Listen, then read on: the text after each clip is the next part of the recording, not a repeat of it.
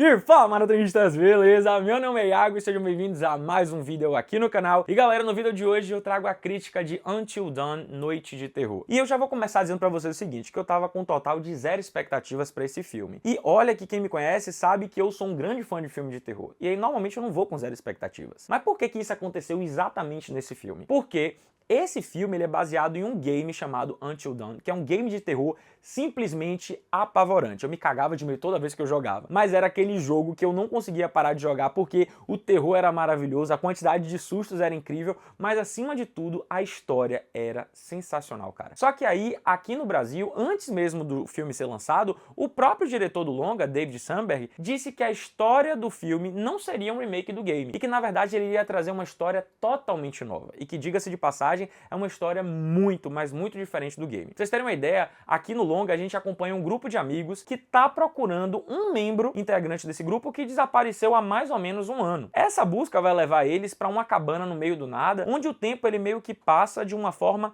totalmente diferente. E além disso, existem vários perigos que espreitam a cada esquina. O diferente de tudo é que quando eles morrem no local, eles acabam voltando para o início dessa mesma noite. E aí um looping infinito começa. Quer dizer, quase que infinito, tá? Porque fica claro no filme que eles têm uma quantidade de morte limitada antes que eles se tornem parte da noite. E por mais que eu tivesse com um total de 0 expectativas aí, os primeiros 30 minutos desse filme, eles são fantásticos. Eles conseguem vender uma ideia muito, mas muito boa e eu fiquei preso nesse momento. E por que esse início prendeu a minha atenção? Porque ele começou a me deixar curioso para poder entender como é que essa história ela seria encaminhada. Então uma dúvida, uma curiosidadezinha começou a brotar no meu coraçãozinho. E cara, um leque de possibilidades se abre porque esse filme ele mostra no seu início que é possível trabalhar muitos elementos interessantes e que podem render aí momentos memoráveis. E vamos combinar que ele consegue trazer elementos interessantes sim. Não vai ser e tá longe de ser o melhor terror do ano ou um terror absurdo, mas é um terror que ele consegue trazer o entretenimento e consegue trazer elementos que são interessantes sim. Guardando as devidas proporções, Until Dawn, Noite de Terror, eu acho que é meio que um filme que serve como uma carta de amor ao próprio gênero de terror. Isso porque as mortes que vão sendo apresentadas ao longo do filme são, na verdade, referências a subgêneros do próprio terror. E isso, qualquer fã de terror consegue identificar. A gente, quando tem uma morte, a gente lembra de um filme, ou a gente lembra de um subgênero de terror, e isso fica muito claro. Mas isso não é teoria da conspiração não, tá? Isso não é viagem da minha cabeça não, porque o próprio diretor confirmou de que as mortes desse filme, elas seriam inspiradas em subgêneros do gênero de terror. E eu acho que quando ele traz isso, quando ele faz essas referências, quando ele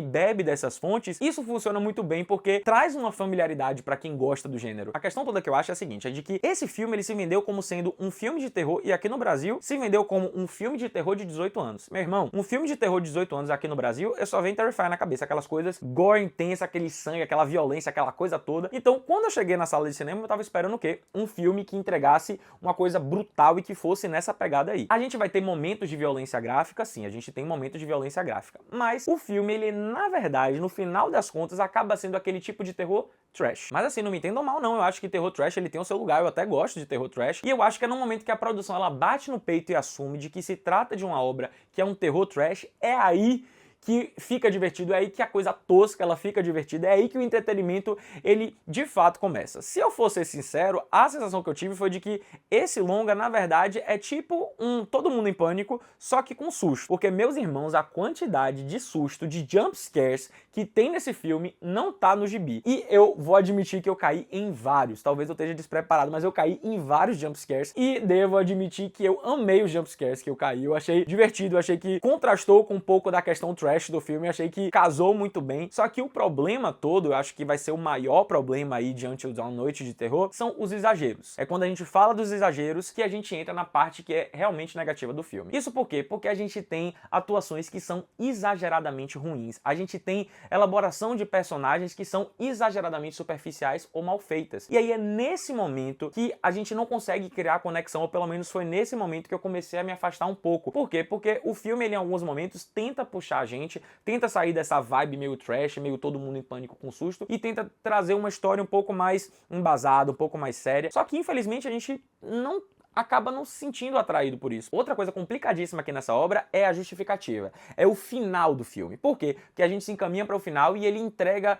uma revelação que não é uma revelação muito absurda nem surpreendente. Não é um plot twist. Só que o filme ele entrega isso como se fosse um grandíssimo mousse, como se eles estivessem entregando uma coisa revolucionária, sendo que não é. E a coisa importante, a famosa justificativa, o como, por quê, o filme não entrega. Então, como foi que isso aconteceu? Por que que acontece isso? Por que que tem esses loopings? Por que que acontece dessa forma? Ele explica algumas coisas, mas o mais importante, ele não explica. Ele deixa uma porta aberta para uma continuação, mas ele não entrega elementos suficientes que façam com que a gente, enquanto público, fique interessado em uma possível continuação. Por isso eu, Iago, dou 3 almofadinhas para esse filme, porque foi aquilo que eu disse. É um terror trash, é um terror tosco, é um terror bobo, mas ele tem os seus elementos de entretenimento que são muito bons. Foi o que eu disse, eu saí do cinema com a sensação de divertimento, eu gargalhei, eu tomei susto, eu tive uma experiência assim, no quesito entretenimento, completa. Existem rombos absurdos na narrativa, existem problemas técnicos de construção de roteiro, problemas de atuação, claro, existe e existe de forma gritante. Só que mesmo com todos esses problemas, mesmo eu indo com 0 expectativas para o filme e ter saído de lá meio que satisfeito no sentido de entretenimento, eu acho que valeu, eu acho que é um filme que vale a pena se você quer ir pelo entretenimento. Se você tá ali só meio que para relaxar e para poder gargalhar,